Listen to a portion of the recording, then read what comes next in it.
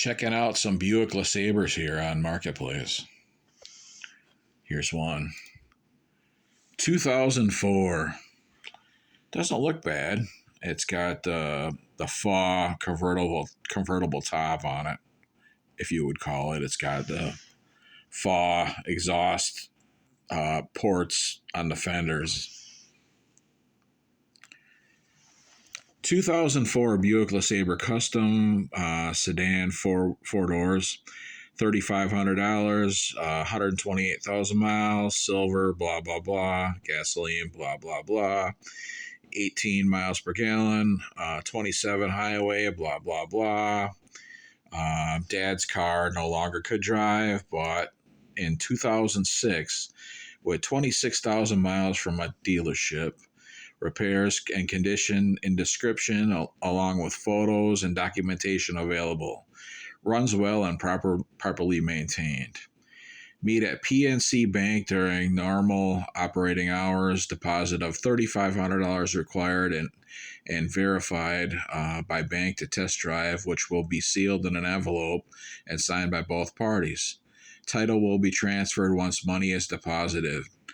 Will not respond to, is this still available? Well, it's a nice car. One problem I have is, let's go magnify image. Let's see here. Right here in the bottom part, this is kind of alarming. It brings up a concern. Right in this area, I've noticed on these cars is this is where they rust. And it looks like maybe the rocker panel might be going. Who knows? But otherwise, it's a pretty nice car. But I'm not going to go through all that bullshit that the seller wants people to do. Goodbye. 2001 LeSabre. Here's one I've been keeping my eye on. 2003 Buick LeSabre Custom, 4-door, 116,000 miles, automatic transmission, tan, blah, blah, blah, gasoline engine, blah, blah, blah, 17 miles a gallon, blah, blah, blah, clean title, blah, blah, blah. Here's the description. I have a 2003 Buick LeSabre with around 116,000 miles. The old gauge cluster started to take a shit, where the hot and cold gauge is the only one that worked. Old cluster is in the trunk. That's okay. Was my grandpa's car before I got it. Parts replaced since 110,000 miles include tires, brakes, front struts, rear air shocks, upper and lower intake gaskets, valve cover gaskets, plugs and wires, upgraded coolant elbows, and there's a few other things, I believe. Price was $2,500. Now it's down to $2,000. This one, the body doesn't look too bad. There's a few dings like right here, not a big deal. One concern I have is all the wheels match except for one. This one came from a Chevy Venture, but as long as all the tires match, I really don't care. The plastic might be bent, might be smashed on this side. Otherwise, this car doesn't look bad.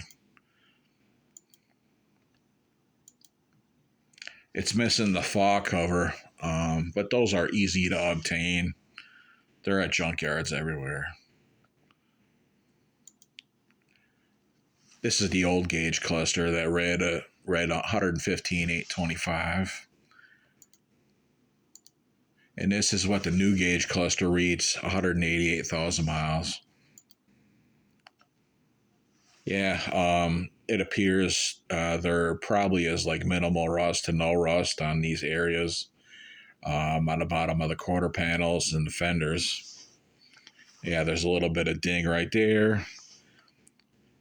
Cars like this, mileage isn't really a big concern of mine as long as the body has minimal to no rust. Christ, you could just drive these cars forever as long as you maintain the body and stuff to make sure it doesn't accelerate as far as rust.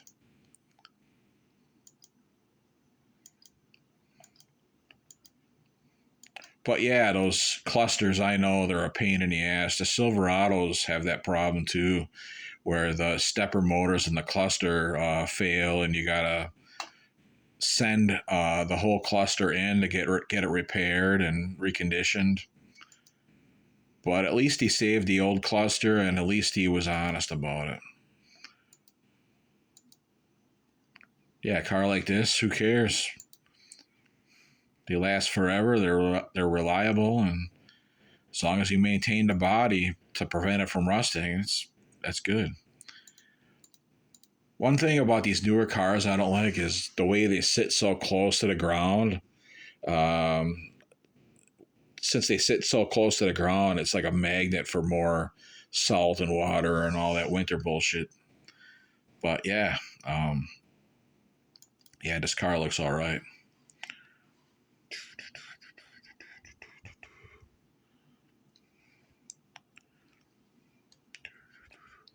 Oh, there's one I was looking at. Let me look, try to find it.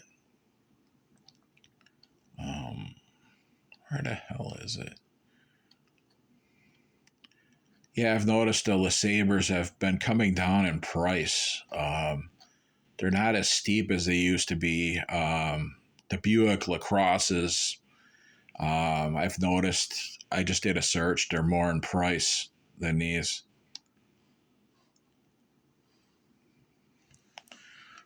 Let's see this one. 98 Buick LeSabre, 1998.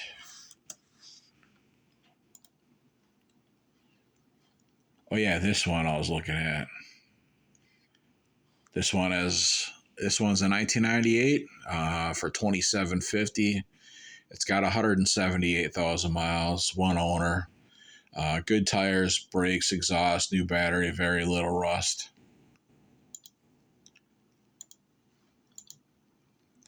I don't like the shots without the hubcaps. It just looks ugly to me. It's kind of a turnoff, but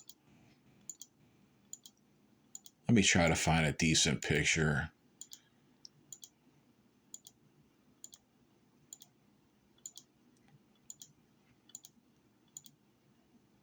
Yeah, you see the rocker panels, they look perfect. Up in the Rust Belt here, those rocker panels are freaking like gone on these types of LeSabres. But yeah, as long as the body has minimal to no rust, I mean, just drive it, keep on driving it. Who cares about the miles? Just drive it forever. My Buick Century, if I knew then what I know now, I would have took better care of the body and prevented it from rusting even more than what it was.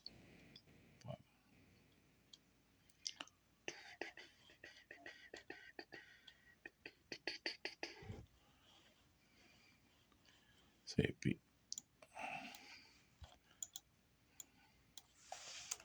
Buick LeSabre Buick. It's amazing what people want for these. Like some people, the cars just totally look like shit, and they want a fortune for them. 2005 Buick LeSabre, $2,500, 147,000 miles. Not for that price. There's a little bit of cancer starting right there.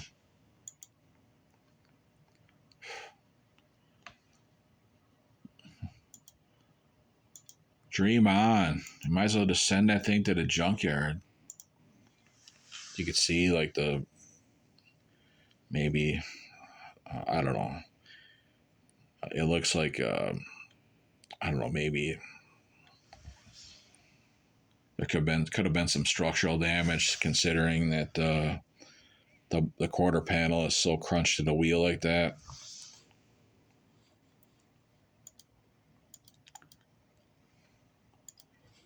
No, not that piece of junk.